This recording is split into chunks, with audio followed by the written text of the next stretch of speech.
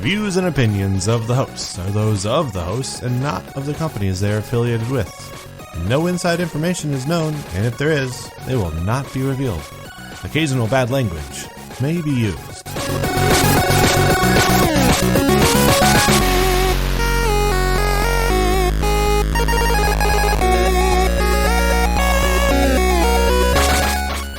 Hello, everybody. Hello. Your studio looks a little different. Yes, it is. It's kind of the reason why we haven't done an episode in a while. We just moved. I'm actually your neighbor now. Yeah. We are neighbors. We were at Taco Bell at the same time, although I didn't see you. Did you see me? No, I did not. Oh. I mean, I think I was there just a tad before you. Yes. I was on my way to Taco Bell when you sent me that text about the taco burrito no longer a thing. That's the saddest thing. That was a great burrito because it was super cheap and it was very filling. It was definitely a good addition. That's the thing about Taco Bell is if you like something on their menu that's like a new thing, you need to order it and order it often. Because that's how the Crunch Wrap stayed around and the Grillers stayed around. However, most things did not stay around. Mm-hmm. I agree. So, now that the studio is set up, we can record again. And you approached me today with an idea of we had been discussing doing smaller episodes in the past, kind of like filler, like spackle episodes to our episode bricks. So we wanted to try something. So we're going to do a little bit of a shorter episode just because we have, we're kind of on a limited time tonight. Mm-hmm. And something recently had happened in the news. Well, I mean, it wasn't too recent. It was almost 2 weeks ago? Yeah. A week and a half ago. Beginning of May. Yeah. So the beginning of May, Cedar Fair had their Q1 earnings call. And okay. Yep. Easter was late. Yep. That's happened to everybody. Cool. Sports park. They seem to be doing off to a great start. California got lots of rain. Adding more. California got lots of rain. Seasonal pass revenue is up. Cool. New websites by the end of the month. Cool. Great stuff. But there is a statement in the middle, a quote in the middle of this, little article that we're reading on News Plus Notes. Great news site. And you also get notes, not only news, but you also get notes. Yeah, you get Mike's, kind of his opinion on it too.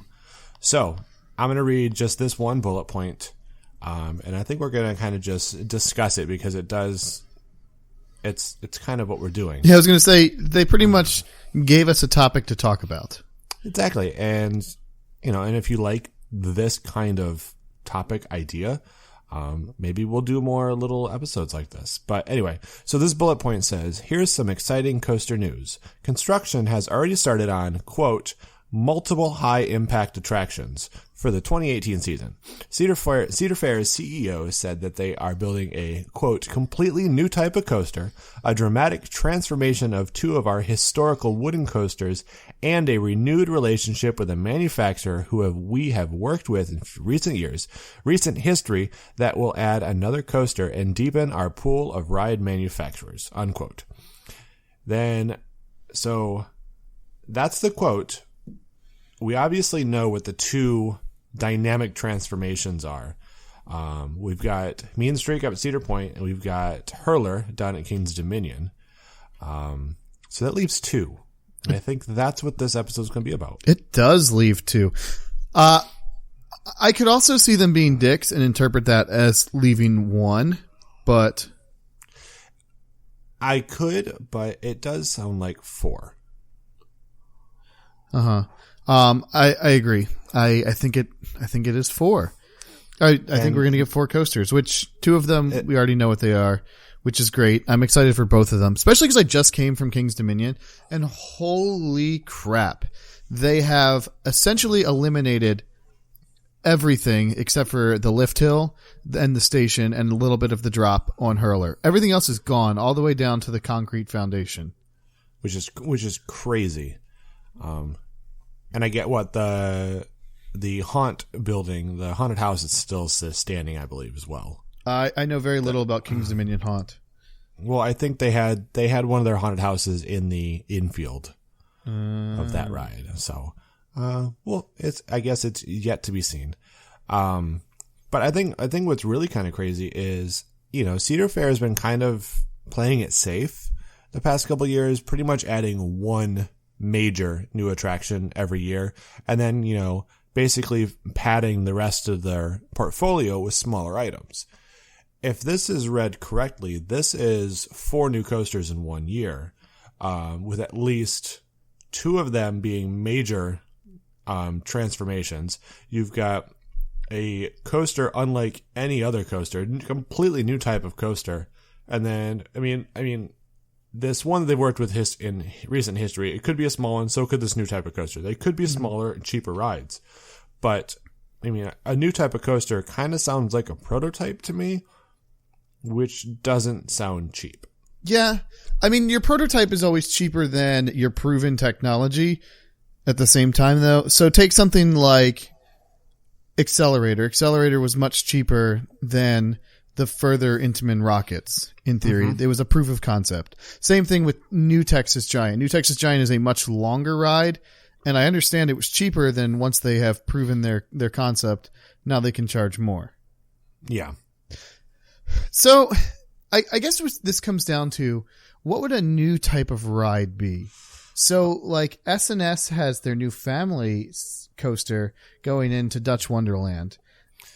Would that be considered a new type of coaster? I know that's going to Wonderland, so we can eliminate that it's not that coaster. But would that fit into this definition? When I read completely new type of coaster, it says to me that it is a roller coaster that has never been seen or heard of before. Mm-hmm. I don't know if that means, this is a brand new type of coaster. This one park over here just installed one. There's another one that has announced it, and so we're hopping on this new coaster bandwagon. I don't know if that's what it means, or if it literally means this is the first of its kind. Yeah, but so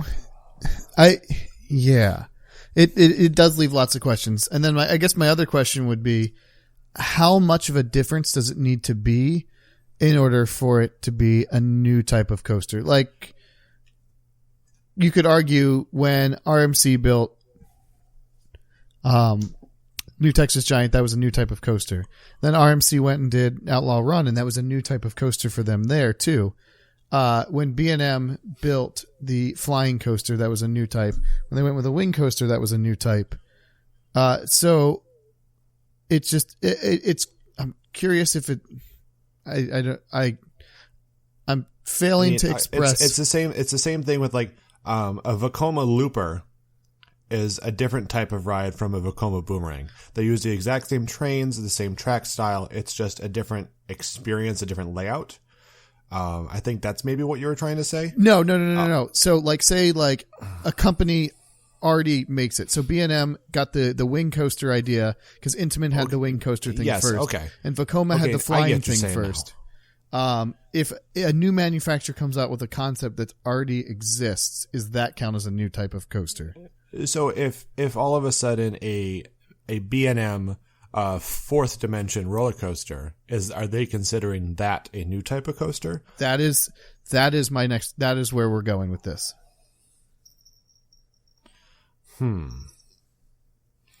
So, okay.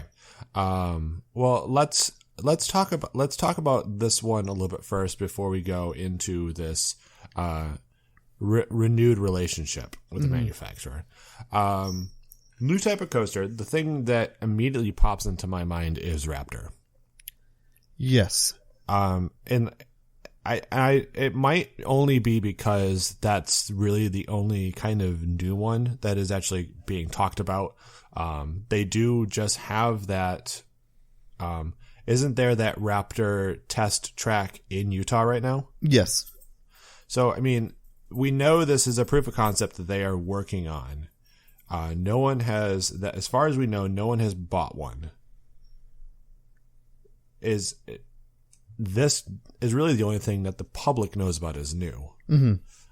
Or is this something that, when we go to IAPA this year, is this going to be something that is just revealed and Cedar Fair, we met standing there next to them, whatever manufacturer this is, and it just blows the pants off everybody. I think we're definitely going to see a big Cedar Fair presence at IAPA next year. Yeah. And I wonder if it's all going to be at that RMC booth. And I obviously, if you build 3 RMCs, it's cheaper than building 2, which is cheaper than building 1. You get that bundle deal and you save some money a little bit. So obviously that is definitely a complete possibility that Raptor Track can be there. I will say there's a couple of negatives about it. One is capacity, which I don't think really matters since Knott's doesn't really need capacity most of the time. They're usually a one train operation on many of their coasters. They've got very inefficient rides in things like Voyage to the Iron Reef and West Coast or Coast Rider and Pony Express. And the only people eater that they really have is Silver Bullet. Silver Bullet and Ghost Rider would too if Ghost Rider was running a full capacity with all of its ride vehicles. So would RMC Raptor, would they be shorter trains and multiple units, or would they be longer trains and fewer units? So it's got a couple different styles. You can get the 1 train, 2 trains, 3 trains model, but you sit Whizzer style where you're like one in front of the other, which is interesting. I mean, we never got any T-Rex either. I mean, I guess T-Rex would be the other proof of concept of theirs. Yes. Which, if RMC hadn't tweeted the picture of their Raptor Track, none of us would even be talking about it. It just so happens it happened right around the same time as the Cedar Fair conference call. Yeah. But let's also not forget Cedar Fair trademarked the Ledge, a new ride name. And this was a Cedar Fair thing and not a Cedar Point. Yes. Because typically Cedar Fair is trademarked separately from Cedar Fair itself. Which is really weird. It is. I can understand a little more because they're going to have more of a merchandise presence at a Cedar Point than they will at a Cedar Fair park. Mm-hmm. So it is interesting. So you've got the Ledge is trademarked as a ride name. Yes, it clearly said an attraction. Mm-hmm. Which to me really screams like dive coaster style. It does. It really does. And looking at that plot of land that is being opened up in Knott's Berry Farm, I mean, you could fit a nice little B&M or maybe another manufacturer's vertical drop coaster. So that's kind of where I was thinking about my other insanity here. And this is one of those things that I would put in the category of unlikely, but the more I think about it, the more I could push this logic. What about a B&M Eurofighter style ride where instead of going 90, you're going beyond 90 in the first time B&M has gone that? That to me would fit the definition of a never before kind of coaster. That definitely would. I could see it. I mean, they are pushing their comfort zone a little more. Mm-hmm. I never see them getting the 200-foot tall dive coaster. I don't think that's for Knott's. I don't think that's a Knott's thing. So it makes sense that they get one of the smaller ones, but then they got to do something a little different, which is where I see the 95 degree, 97 degree drop.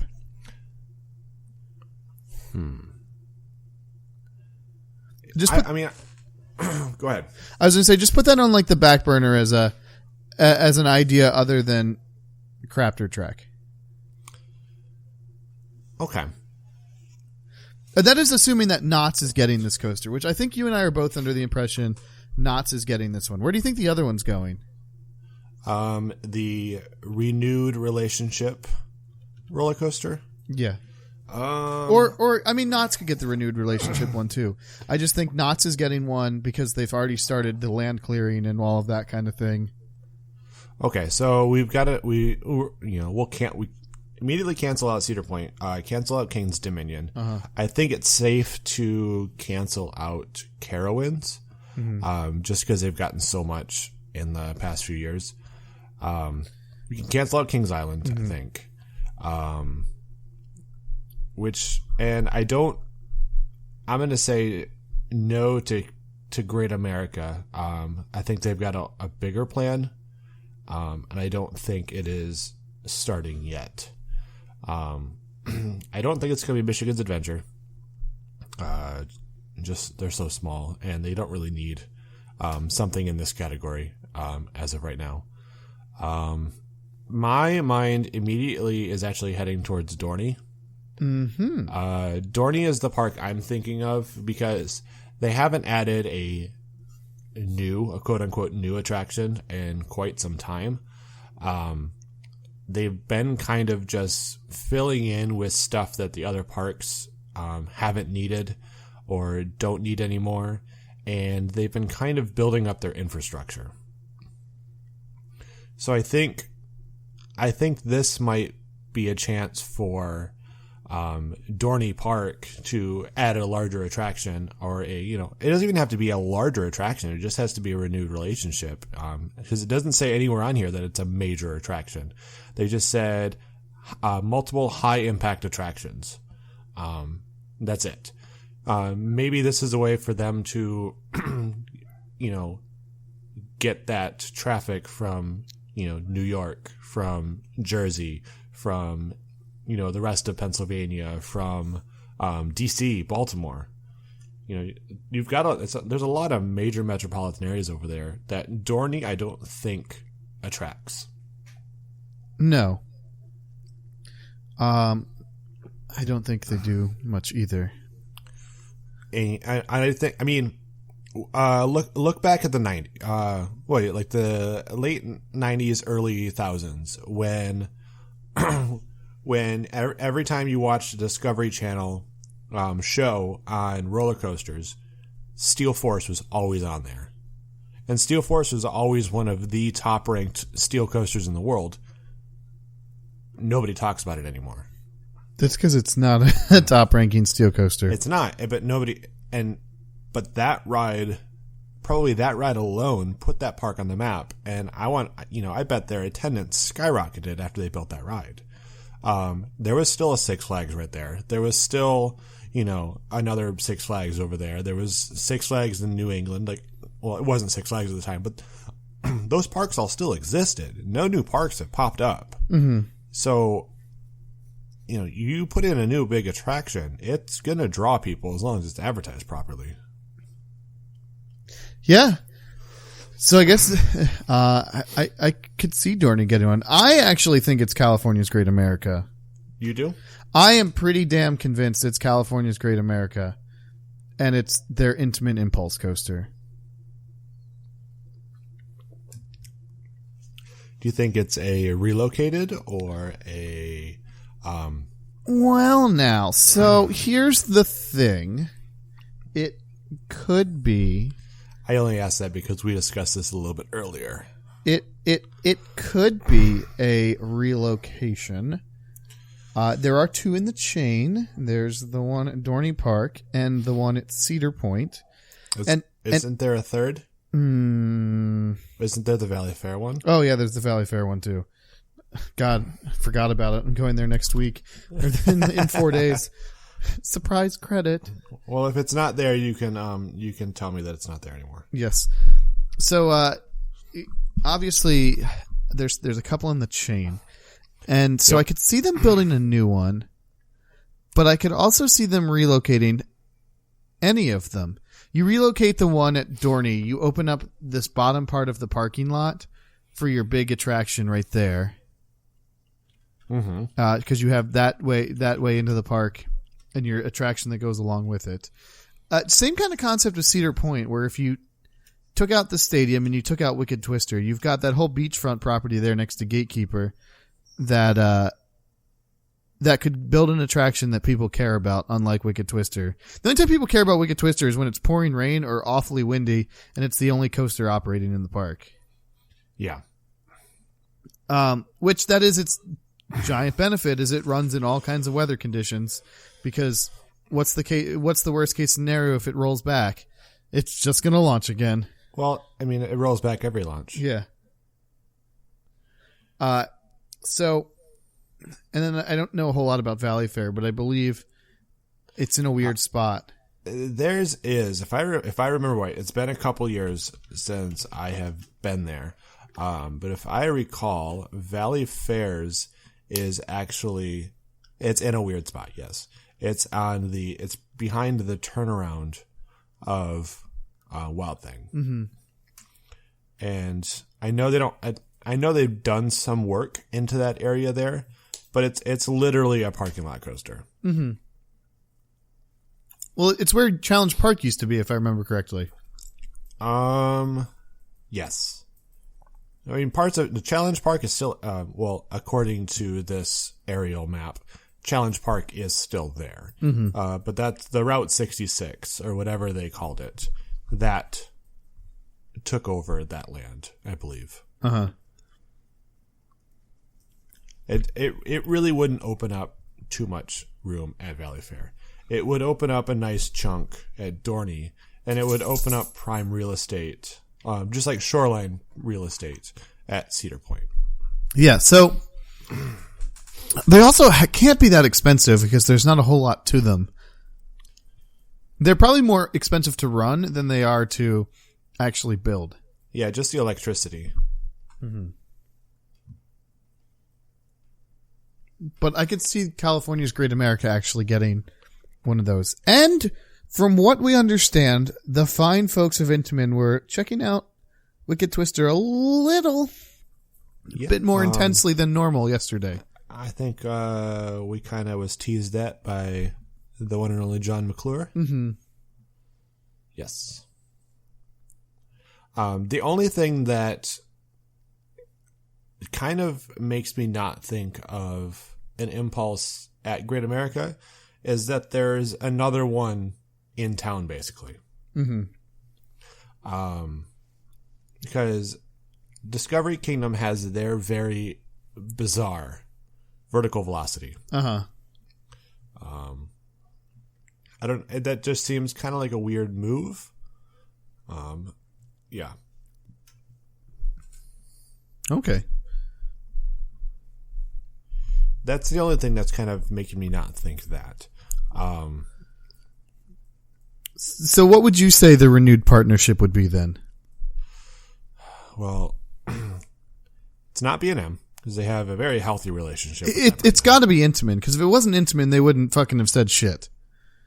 That's kind of the way I interpreted it. Intamin seems to be the big manufacturer that they kind of had a falling out with. Mm-hmm. I guess the only other manufacturer I can think of that kind of just dropped off the face of the earth with Cedar Fair would be S&S. Mm-hmm.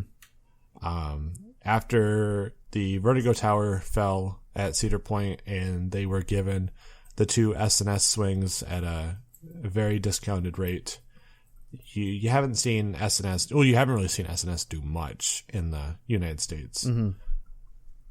So, and I don't really consider Cedar Fair having a relationship with Premier ever. The Paramount Parks did, but Cedar Fair didn't.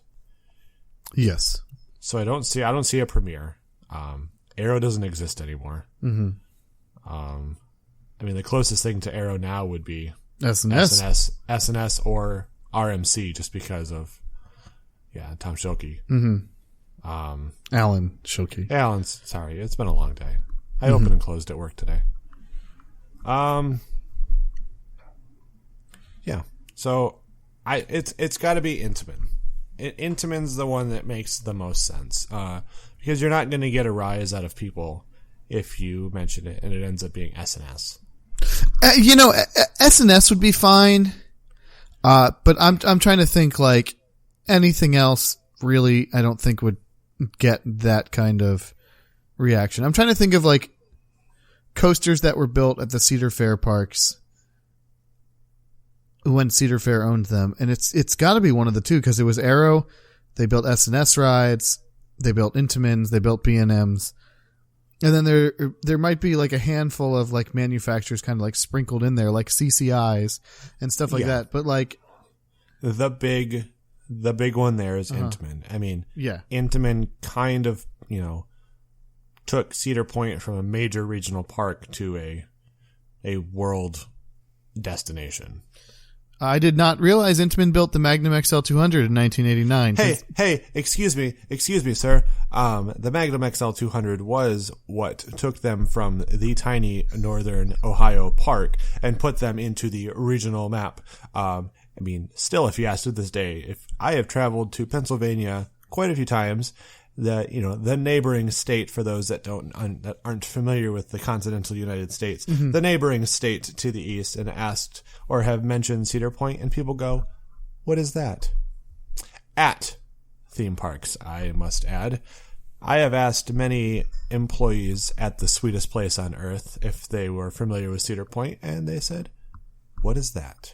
I mean, nobody down here knows what the fuck Cedar Point is. Yeah, no, nobody does, except for people that have either worked at Cedar Point or they are huge coaster nerds, which there are some of those. But yes, I agree with you 100%. Arrow, yes, put them hugely onto the map with the Magnum XL 200. It was the first shot in the Coaster Wars, but the thing that really made them, I think, the place that everyone thinks of when they think of Cedar Point is the Millennium Force. So as much as it's not my favorite ride there, nor in my top 3 in that park, Millennium Force is their poster ride. And Intamin is the manufacturer of that ride. Okay, so say we're going Intamin. Yeah, I'm going Intamin. Intamin is my decision. Which I think you and I are in agreement on that one. So we're going Intamin, and you're going Dorney Park. What are you putting into Dorney Park? Because obviously Megalight. But why are you putting a Megalight there when you've got? Oh, when I've got what? When you've got your Steel Force hypercoaster there. You've got your floater airtime machine. That's it. It's a floater. That's all they have. They don't have, if you pick apart any ride at Dorney Park, take your Steel Force, take your Thunderbolt, take Hydra, take Talon, any of these rides, and you ask anyone if they are intense rides, they're not. They don't have that intense ride. People will be scared of Steel Force just because it's tall. People will be scared to go on Thunderbolt or Thunderbird. Yeah, I was right. Yeah. Just because it's, wooden, Hydra has that weird JoJo roll out of the station, and that scares people. Talon, you're hanging underneath the tracks, but they don't have like that major, like, high intensity thrill ride. And I think, what did they do in that back corner, where Laser once was? Did they do anything back there? Stinger is there. Okay, Stinger is there. Did they do anything between Stinger and the Steel Force station? Is anything gone there? Isn't that where Dinosaurs Alive is? Yeah, but aren't all the Dinosaurs Alive going to be coming out? Doesn't it make sense? Yeah, because fuck Dinosaurs Alive. Yeah, it's that world best salesman, world's worst attraction. And if I recall correctly, your Megalights, they don't have a big footprint. No, I don't think they do. They're a small footprint because they're a small ride. They just pack a punch. And I honestly think, so the quote is multiple high impact attractions. What else does Intamin have in their lineup that I'm going to come out and say that it's not in the United States. It'd be kind of pointless for to rebuild. I'm thinking it's kind of silly to hype up this renewed relationship with a manufacturer that you had history with and have it be something that has already been done in the States. Mm-hmm. I think it's going to be a megalite. It's going to be that's what I'm thinking. That's if you were to ask anybody before the RMC craze, what people wanted in the United States, it was the megalite. So, I love your argument, and it reminded me of something. Okay. There's some other manufacturer that the fine folks of Cedar Fair haven't worked with in years. Who is this? Chance Morgan. Oh yeah, it's the Chance Morgan. We were just discussing two of their current attractions. Who's got the Hyper GTX? So do they have something up their sleeves of maybe another Hyper GTX or a larger Hyper GTX, a GTX XL, we could say, or is this the renewed relationship? Is this the new attraction? See, there's just so much with this. And if you ask me, new attractions coming from B&M, renewed relationship is intimate. It's a megalite. I'm thinking I really do like your idea of a Swiss fighter. I'm going to call it the Swiss fighter. Mm-hmm. You got your Swiss fighter at Knott's Berry Farm. That makes 100% sense because they're already clearing land, so something's going there. And then I think a megalite for Dorney. That would be one hell of a fun road trip, hitting King's Dominion for their new coaster. Obviously stop at Busch Gardens Williamsburg because Busch Gardens Williamsburg is awesome. Plus Platinum Pass holders. Yeah, we are. Woohoo! And then hit the Dorney Park for the megalite. Yeah, I haven't been to Dorney Park in years. 2010, I will say, was the last time I was at Dorney Park. I'm going to go back and say 2006. I might have been in 2011 now that I think about it. I'm not positive. I went in 05 and in 06. So, yes. I did get my laser ride, so I'm happy about that. I will tell you there was one day where I went to Cedar Point and Dorney Park in the same day and rode Magnum and Steel Force. And you only can remember one of those rides because the other one was so boring. Yes. I love Magnum. So to not keep this episode dragging longer into a full-length episode, and we can discuss more of this through our social medias, and maybe a follow-up episode if we get enough feedback from this. What is your two attractions that you're thinking of? As much as I want to say the Swiss fighter, I really feel like it's going to be Crafter Track at Knott's Berry Farm. RMC Raptor. I think that's what we're getting at Knott's. And I'm telling you, I'm going Impulse, California's Great America. Okay, so you're doing completely West Coast. Uh-huh. Well, because you got Cedar Point in the middle, King's Dominion on the East Coast, and I think I'm going West Coast for the other two. I don't really know the answer to this, but I feel like Knott's and California's Great America do not share clientele. However, it's such a far it's a lot further apart than I think is realized. It's what, 7.5 hours, something like that. People don't understand how big of a state California is. They go, oh, it's just up the coast. That's like driving from like New York City to Savannah. It's a big road trip. So you've got that versus I think King's Dominion and Dorney Park might be, while they are not necessarily close, their day drive bubbles overlap each other. They do, yes. I think you're right with the Baltimores and the. I think a King's Dominion's not attracting a Bostonite. No. They're not attracting that family from New Hampshire.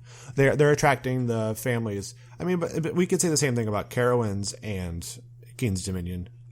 Those parks were way too close to be in the same chain. But then at the same time, Kings Island and Cedar Fair are obviously in the same exact market. So I don't really see that so much being an issue. I think it's a bit further out than your other, huge Cedar Fair. I mean, look, you even add Michigan's Adventure to that. I'm a Michigander. Michiganders, when we go on vacation, our summer vacation is Cedar Point. It's either Cedar Point or going to the lake. I grew up in Muskegon, Michigan. Like, I went and got my season pass for like $30 every year. Well, before it was owned by Cedar Fair. I remember watching Shivering Timbers getting built. I used to go all the time, but we still went to Cedar Point. Like, Cedar Point was still the vacation. Michigan's Adventure was just that other little park you could do on the West Coast. That's your little tiny day trip instead of your weekend trip. Mm-hmm. So everybody else in the world, in the United States, they take their vacation down to Florida. Michiganders go to Cedar Point. Yeah, I mean, so it's back to what this whole thing means is I think your Dorney Park and your King's Dominion, they kind of attract a different clientele, even though King's Dominion, I think they were trying to make it a top tier park, and then it fell flat of that, ended up in the middle, as the only middle park. I think Dorney has the potential to be another middle tiered park for the Northeast. Yes.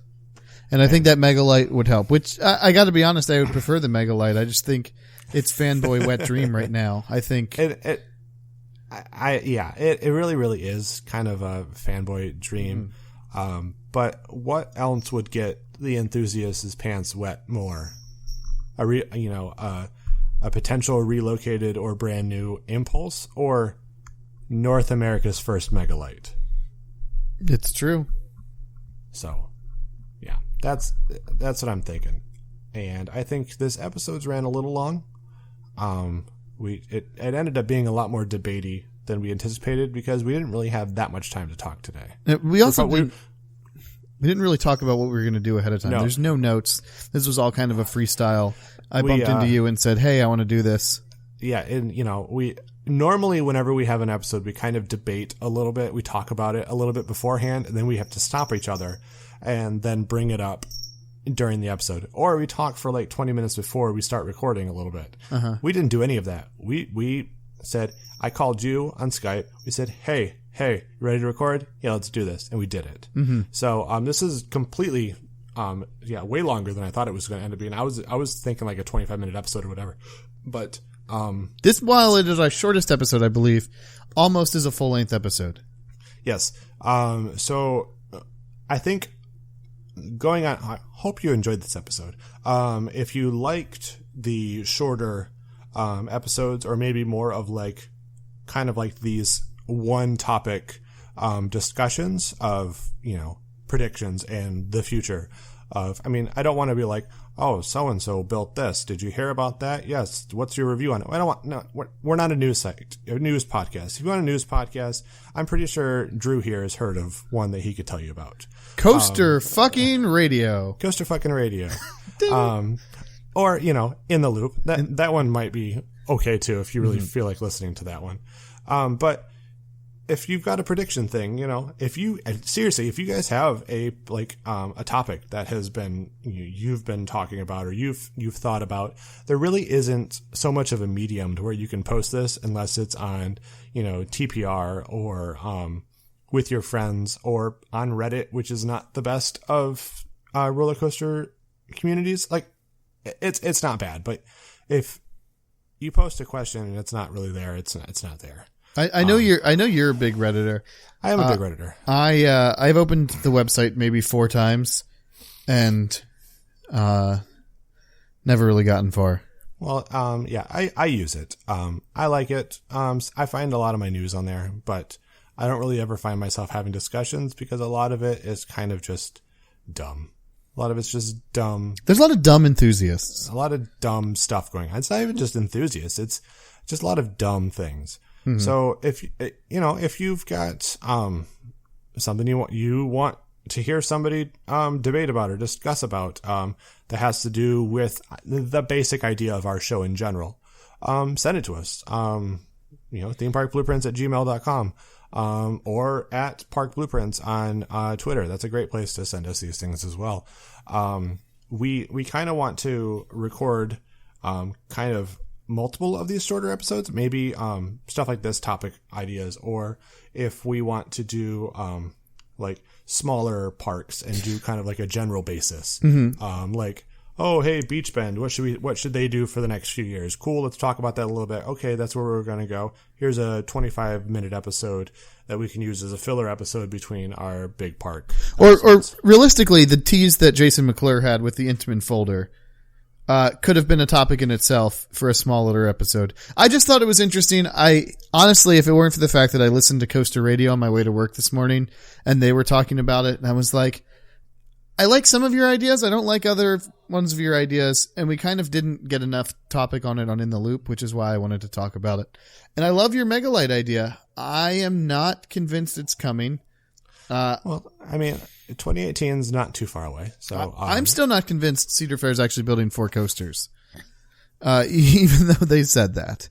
So I could see us interpreting that as, oh, interesting. I think everyone's going to interpret it as, I mean, because, on News Plus Notes, it says, the part that I did not read, it says, if I read that correctly, that's 4 new coasters in 1 year. Uh-huh. So it could very easily be one of their coasters is a renewed relationship with a manufacturer who we've worked with in recent history. They're making a brand new type of coaster. Mm-hmm. That's what that could be.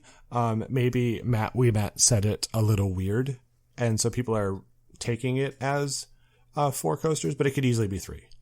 And then your 4th coaster also very easily could be relocated Boomerang. Yeah, it could easily be a relocated ride. It could also maybe you're renewing your relationship with Vekoma and you're putting another roller skater in somewhere. Who knows? And I know we got to run, so gonna throw this one last thought in here. Your Intamin could be canon. Dun dun dun. You know what I'm talking about? Oh, I know what you're talking about. That one that was for sale, or it still is for sale. Maybe wasn't it purchased?